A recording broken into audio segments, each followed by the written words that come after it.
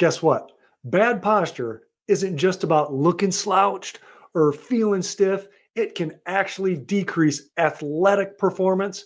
It can limit lung function and even mess with your body's ability to react and balance properly. Welcome to Back Talk. I'm Dr. Ryan Wolfert, and on each of these episodes, I address the most common questions and misconceptions about back pain and spinal health in general, how you can strengthen your spine and be your own guarantee for your health in your life. And today I'm diving into your posture and your performance.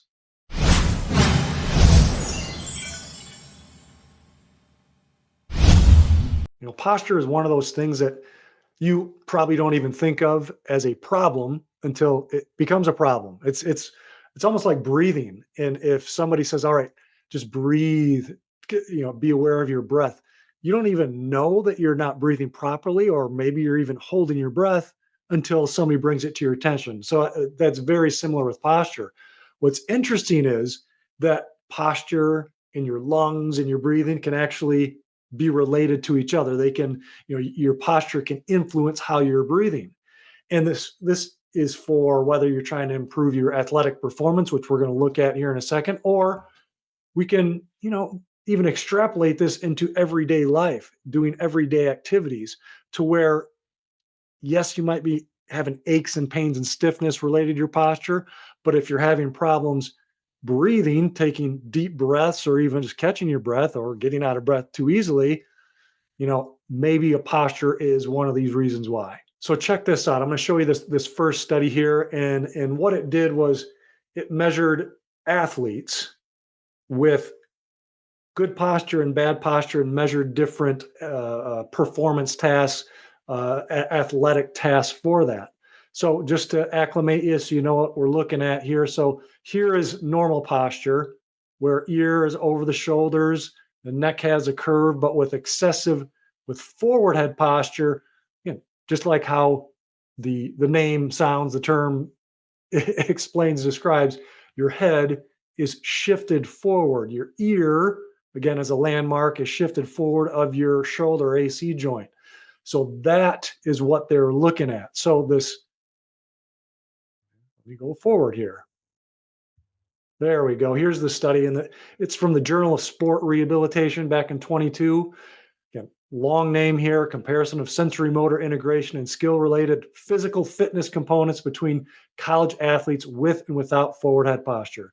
Again, like I said, just 30 seconds ago, they're measuring different parameters, different fitness components, skill related activities in college athletes with and without forward head posture to see if poor posture, this forward head posture, contributed to decreased performance. Well, if I'm showing it to you, you probably know what happened. So with athletes with forward head posture, they had worse agility, worse leg power, worse balance than those with proper alignment. So agility is, ability to change direction. Leg power, how strong, how powerful are your legs, how fast can you push force into the ground. Balance, again, that's related to, even, again, you might not be an athlete, but where agility might not play a whole big role, leg power, you're, maybe not trying to jump as high as you can, but balance, that affects all of us. So what this means is, with these college athletes, that means slower reaction times, reduced explosiveness, and increased risk of injury. So yes, this was with college athletes who were, relatively healthier. You would think they're healthy if they're college athletes, but that doesn't mean that their posture is really great. I mean, look at a lot of these athletes now. They have this forward head posture, this rounded shoulders appearance, because guess what? They're on their technology a lot. They're still affected by gravity. And if they're getting out of position as far as their spine goes and with their posture, now it can keep that cycle of postural and spinal distortions going. And then if you add extra stress onto that, where if they're working out, adding extra weight, it might even accelerate that. But take this back to you. If you're not a college athlete, or You don't play a sport, but we play the sport of life, right? You do activities and you want to do your daily activities. Maybe that's gardening, maybe that's, sewing or knitting, maybe that's even just walking. So forward head posture can have an effect on these things, on your balance, on causing an increased risk of injury, slower reaction times. So that's number one, what this showed. So here's another one. So this one, again, long name, with these journal articles, these studies, they have to have complicated names, but essentially this looked at, does poor posture, specifically misalignments of the head, chest, and pelvis, affect lung function and physical performance in college athletes? Again, this is in college athletes, but I want you to think about it in your terms. With what I go over here, can this apply to you as well in your activities of daily living? So poor posture, in the previous one, it looked at pretty much forward head posture, this here from shoulder to ear. But what this one did, it looked at different types of postures, these translational and rotational postural aberrations. So what does that mean? That means, okay, maybe the head is shifted to the side or the trunk is shifted this way. So this green line, so that's straight up and down with gravity in these.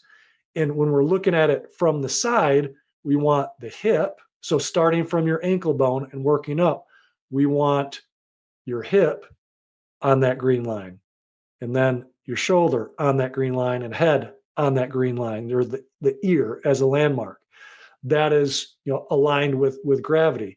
Now, from the front, posture is also from the front. It's not just a slouched posture that, often gets, or is the main thing that people think about with poor posture. Well, this here, going between the feet, all right, bisecting between the ankles, drawing a straight line up. We want the middle of the pelvis, or it's called like the pubic bone. We want the middle of the chest, the sternum, the sternal notch right here, and then right between the eyes. That should all be lined up on that green line from in the front, and then same thing from the back.